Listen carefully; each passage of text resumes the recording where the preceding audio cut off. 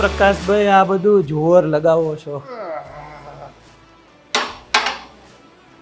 અરે સાહેબ એક કોમ્પિટિશનમાં પાર્ટિસિપેટ કરી છે. હા. ટૂંક સમયમાં કોમ્પિટિશન આવી રહી છે, એની માટે જોર લગાવી રહ્યું પછી પોલીસ કોન્સ્ટેબલનું શું?